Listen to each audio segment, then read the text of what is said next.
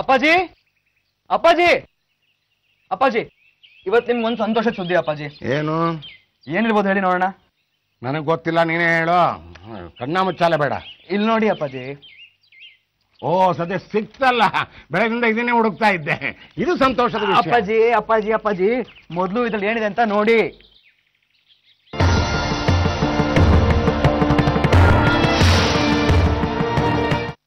ಏನಿದು? ರಾಜವಂಶ ನಮ್ದು. ಪೇಪರ್ನಲ್ಲಿ ನಮ್ಮ ಫೋಟೋ ಅಂದ್ರೆ ಸಿಂಹಾಸನದ ಮೇಲೆ ಕೂತಿರೋದು, ಅಂಬಾರಿ ಮೇಲೆ ಕೂತಿರೋದು ಆಗ್ಬೇಕು. ಈ ತರದ್ದಲ್ಲ. ಅದು ಈಗ ಇವಳು ಕಾಲೇಜ್ಗೆ ಹೋಗೋದು ಬೇಡ ಅಂತ ಯಾಕೆ ಹೇಳ್ತಿದ್ದೆ ಅನ್ನೋದು ಈಗಲಾದ್ರೂ ಅರ್ಥ ಆಯ್ತಾ?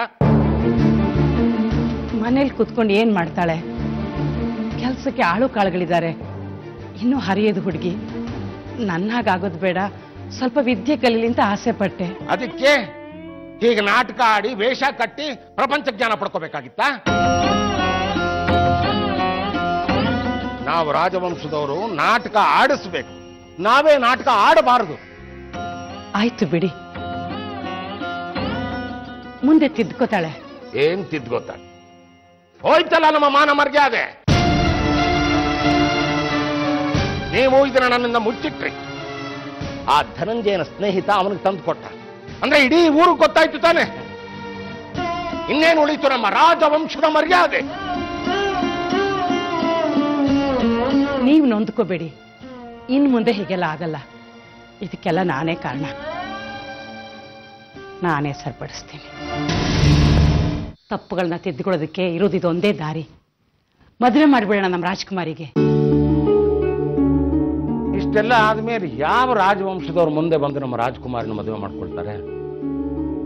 ಯಾರೋ ಸಾಮಾನ್ಯರು ಆಗಿರೋ ವಿಚಾರ ತಿಳಿದು ಇದನ್ನೇ ದುರುಪಯೋಗ ಪಡಿಸ್ಕೊಳ್ಳೋದಕ್ಕೆ ಮುಂದೆ ಬರ್ತಾರಷ್ಟೆ. ಹಾಗೆಲ್ಲ ಒಂದೂ ಆಗೋದಿಲ್ಲ. ಒಳ್ಳೆ ಗಂಡನ್ನೇ ಹುಡ್ಕೋಣ, ನಮ್ಮ ರಾಜವಂಶದವರನ್ನೇ.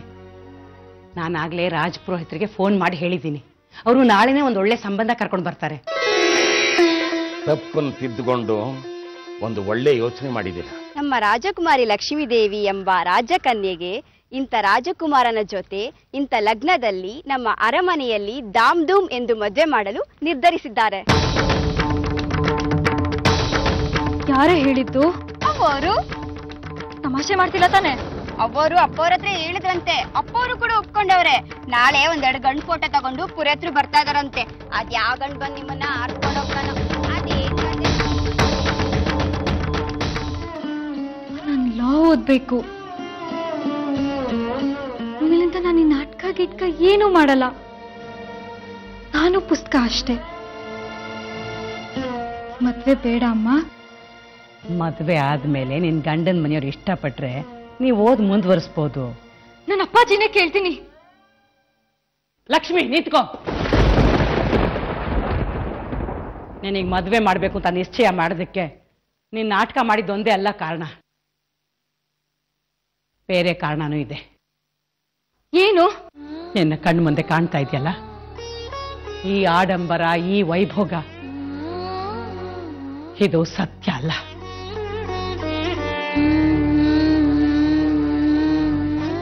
ಅಂದ್ರೆ ಈ ರಾಜವಂಶದ ಪ್ರತಿಷ್ಠೆ, ಗೌರವ ಉಳಿಸೋದಕ್ಕೆ ನಿಮ್ಮ ಅಪ್ಪಾಜಿ ಕರ್ಣನ್ ಹಾಗೆ ನಿಂತಿದ್ದಾರೆ.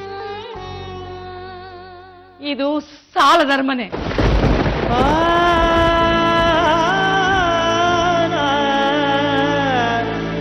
ನಮ್ಗೆ ಈ ಅರಮನೆ ಬಿಟ್ಟು ಬೇರೆ ಏನು ಇಲ್ಲ ಲಕ್ಷ್ಮಿ. ಇದ್ರ ಮೇಲೂ ಬೆಟ್ಟದಷ್ಟು ಸಾಲ ಇದೆ. ಈ ರಾಜ ಮರ್ಯಾದೆ, ದಾನ ಧರ್ಮ, ಅದು ಇದು ಎಲ್ಲ ನಿಮ್ಮ ಅಪ್ಪಾಜಿ ಕಾಲಕ್ಕೆ ಕೊನೆ ಆಗಬಹುದು.